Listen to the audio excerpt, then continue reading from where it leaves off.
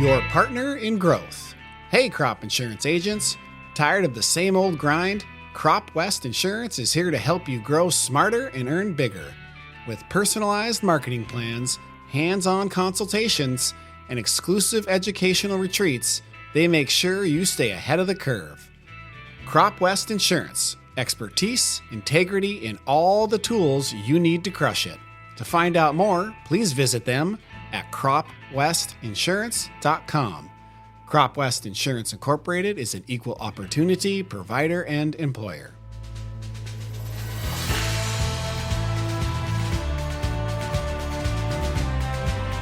Hey there, and welcome to the Crop Insurance Podcast. I'm your host, Mike Rydell, a third-generation crop insurance agent, and I'm here to help you navigate the ins and outs of crop insurance.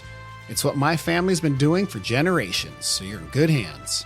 Our goal here is simple, to educate our listeners.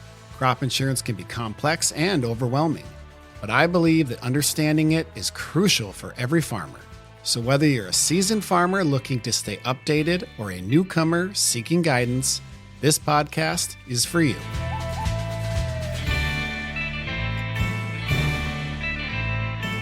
In today's episode, we're going to be diving into a topic that impacts your farming operation and your compliance with federal programs and the conservation of our natural resources, native sod.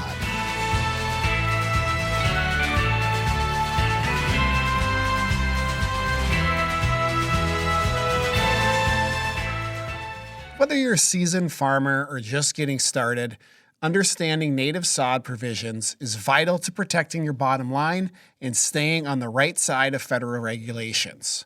So here's what we're going to cover today.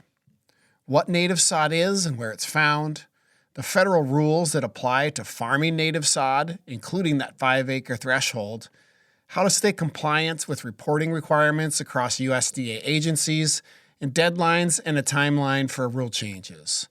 We'll also touch on the consequences of non-compliance and the practical steps you can take to avoid them. So let's start with the basics. What exactly is native sod? Well, native sod refers to the land that has never been tilled for crop production. It's covered in native grasses, plants, and other natural vegetation, often preserving ecosystems that have existed for centuries. From a farming perspective, converting native sod to cropland can open new opportunities, but it comes with special considerations under the federal crop insurance rules.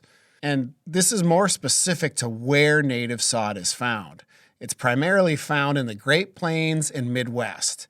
The 7 states where the native sod provisions apply under federal crop are as follows: North and South Dakota, Nebraska, Kansas, Minnesota, Iowa, and Montana.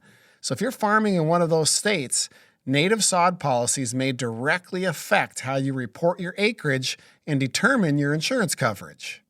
Now, when it comes to native sod, there are some various thresholds that you need to be aware of, and one of them is the 5-acre threshold.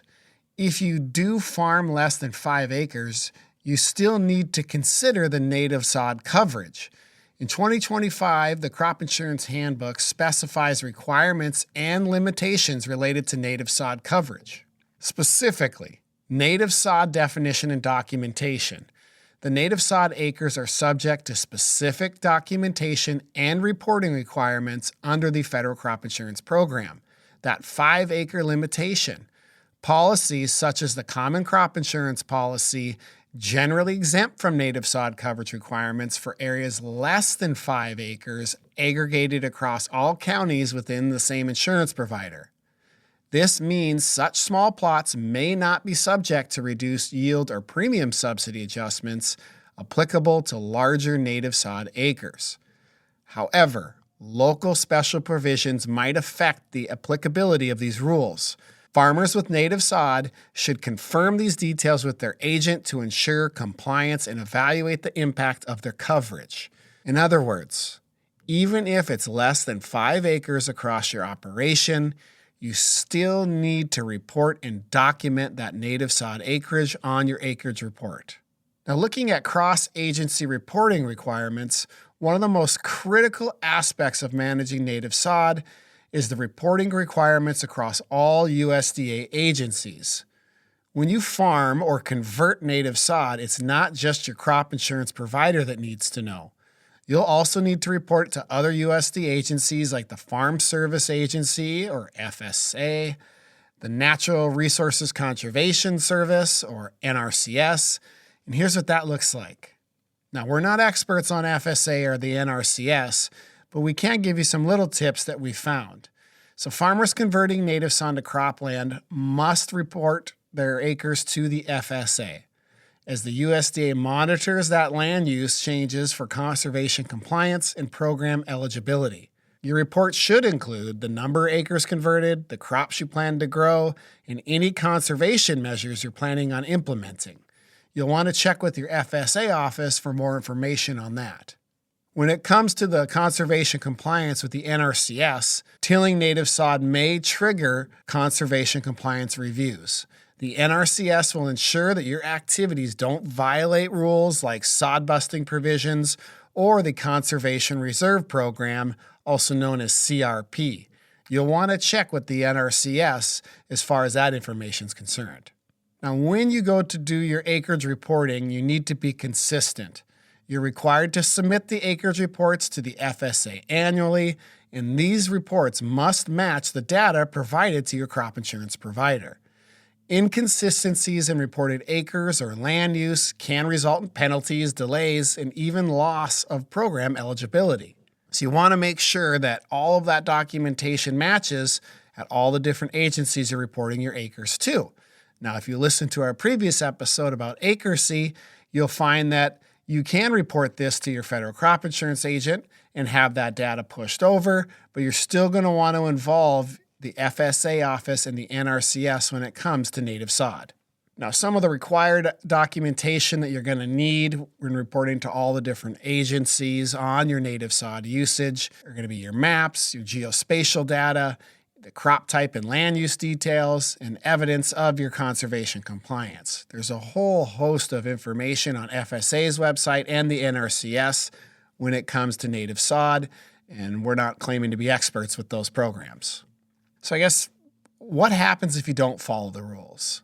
Well, the penalties for non-compliance can be steep. You could lose eligibility for crop insurance on those native sod acres. Federal program benefits like subsidies might also be revoked, and in some cases, you might face financial penalties or be required to repay benefits if you've already received them. Bottom line, that accurate reporting and good record keeping are essential. Now let's quickly review some of the key deadlines that you need to be aware of. Like with all crops that you insure or intend to insure, there are acreage reporting deadlines that vary depending on what state you're in and what crop you seed. And they are critical for ensuring your insurability of those acres. So some key rule changes to native sod over the years. In the 2014 Farm Bill, it introduced stricter coverage limits for native sod, and it reinforced conservation compliance requirements. In 2018, they updated some of the clarifying reporting requirements and conservation measures. And for 2025, stay tuned. We have an episode on that coming up soon. Now for some practical tips for farmers. Here's how you stay on top of your native sod compliance. Keep detailed records. Document everything from acreage reports to conservation practices. Coordinate with the different agencies. Make sure you report to the FSA, NRCS, and your crop insurance provider the same information. And anytime you have questions, make sure you consult with your crop insurance agent. They can guide you through the coverage options, subsidy calculations, and reporting deadlines. Your crop insurance agent is a great place to start when you have questions on native sod. Well, all right, that's the rundown on native sod compliance. So let's just recap really quick. Native sod provisions apply in 7 states, and they kick in once you start farming native sod. Accurate reporting to agencies like the FSA and NRCS are critical. Non-compliance can lead to penalties, but good record keeping and coordination will help you keep on track. Thank you so much for tuning in. For more resources or to catch a past episode, visit us at www.cropinsurancepodcast.com. This is Mike Rydell signing off, and until next time, happy farming.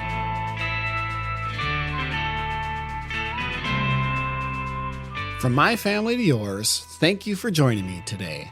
Explore more at cropinsurancepodcast.com, where you'll find episodes, articles, and tools to help you make the most of your coverage. Be sure to subscribe and share with your friends and neighbors. Remember, this info is just a guide. For specific rules, please refer to the Crop Insurance Handbook and your appropriate crop provisions.